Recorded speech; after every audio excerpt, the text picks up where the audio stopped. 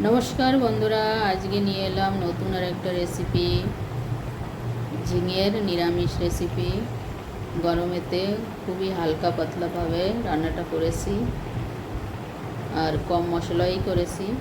তো এখানে কিছু ঝিঙে আমি ভালো করে ধুয়ে ওর ছালগুলো ছেলে এরকম গোল গোল টুকরো করে কেটে নিয়েছি।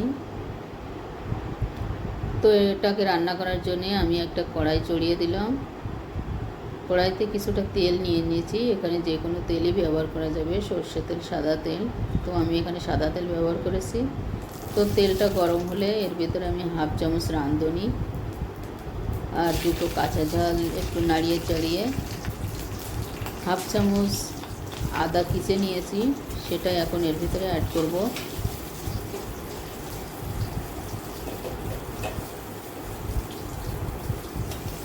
তো আদাটা আমি দিয়ে দিয়েছি, যেহেতু একটু সিটে উঠছিল সেই জন্য আমি উপরে একটা ঢাকনা একটু হাফ ঢাকা করে দিয়েছি। তো ওটাকে নাড়িয়ে চাড়িয়ে আমি সবজিটা ঢেলে দিলাম। তো সবজিটাকেও আমি ভালো করে নাড়িয়ে চাড়িয়ে নেব। 2 মিনিট পর্যন্ত এটাকে খুব ভালো করে নাড়িয়ে নেব। এই সময় গ্যাসটা একটু কমে রয়েছে। তো এর ভিতরে আমি খুবই সামান্য মাত্রায় লবণ আর হলুদ অ্যাড করলাম। তো এটাকে দিয়েও আমি 2-3 মিনিট পর্যন্ত ভালো করে নাড়িয়ে চাড়িয়ে নেব। তো এখনই জল গলতে শুরু করেছে, এর ভিতর থেকে প্রচুর পরিমাণে জল গলে না, জল না দিলেও হয়ে যায় যদি একটু আমরা শুকনো শুকনো খেতে চাই। কিন্তু এটা আমি একটু ঝোল ঝোল রান্না করব। তো এটাকে আমি নাড়িয়ে চাড়িয়ে ঢাকা দিয়ে দিলাম একটা। তো করিবন 4 মিনিট পর্যন্ত আমি গ্যাসটা কম করে ঢাকাটা দিয়েছি। তো উপর থেকেই দেখা যাচ্ছে যে বেশ কিছুটা জল গলেছে। তো যেহেতু আমি একটু ঝোল রাখবো, এই জন্য আমি এর ভিতরে একটু জল অ্যাড করব। তো এটাকে আমি একটু ভালো করে নাড়িয়ে চাড়িয়ে নিচ্ছি।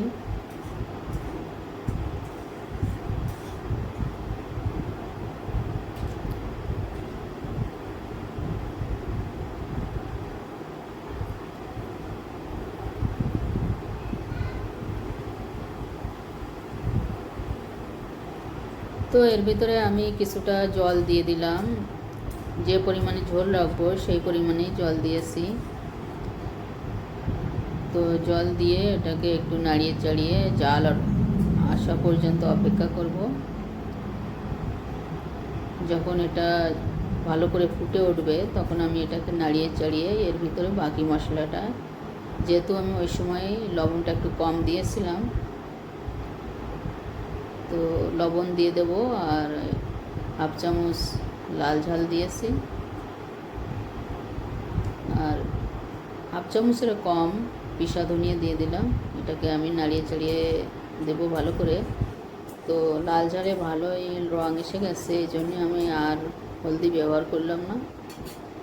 তো এটাকে কিছুক্ষণ আমি নাড়িয়ে চাড়িয়ে 2 মিনিট পর্যন্ত ঢাকা দিয়ে দিলাম। তো এর ভিতরে আমি একটা মশলা অ্যাড করব, সেটাকে একটুখানি বেটে নিয়ে আসবো। মশলার মধ্যে রয়েছে কালা জিরে, খুবই কম মাত্রায় রয়েছে, তার থেকে একটু বেশি সর্ষে আর একটা কাঁচা ঝাল আমি শিলনোড়াতে বেটে নিয়ে এসেছি। নিয়ে এর ভিতরে একটু নাড়িয়ে চাড়িয়ে বেশ সবজিটা বেশ দেখতে সুন্দরও হয়েছে আর ঝোলটাও গাঢ় হয়ে গেছে। তো এই সময় আমি ওটা দিয়ে করিবন 5 মিনিট পর্যন্ত গ্যাসটা মধ্যম আঁচে রেখে ভালো করে ফুটিয়ে নেব। তো রান্নাটা আমার প্রায় শেষের পথে।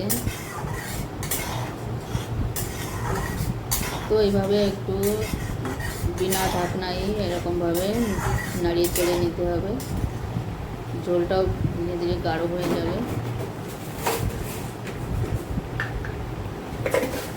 তো এর ভিতরে আমি এখন একটুখানি চিনি ব্যবহার করলাম, হাফ চামচ মতো। চিনি না দিয়েও রান্না করা যায়, কিন্তু চিনি দিলে টেস্টটা একটু ভালো উভারকে আসে। তো তো এখানে রান্নাটা আমার শেষের পথে। আমি এটাকে এখন নাড়িয়ে চাড়িয়ে 2 মিনিট পর্যন্ত রেস্টে রেখে দেবো গ্যাস বন্ধ করে। তো এখন আমি এটাকে একটা প্লেটে ঢেলে নিচ্ছি। রান্নাটা আমার কমপ্লিট হয়ে গেছে, দেখতেও বেশ সুন্দর হয়েছে। তো আমার ভিডিওটা আপনাদের কেমন লাগলো অবশ্যই জানাবেন কমেন্ট করে। তাহলে আজকের ভিডিও এই পর্যন্ত। সবাই ভালো থাকেন, সুস্থ থাকেন, ঈশ্বরের কাছে এই প্রার্থনাই করব। আজকের মতো এই পর্যন্ত। ওকে, বাই।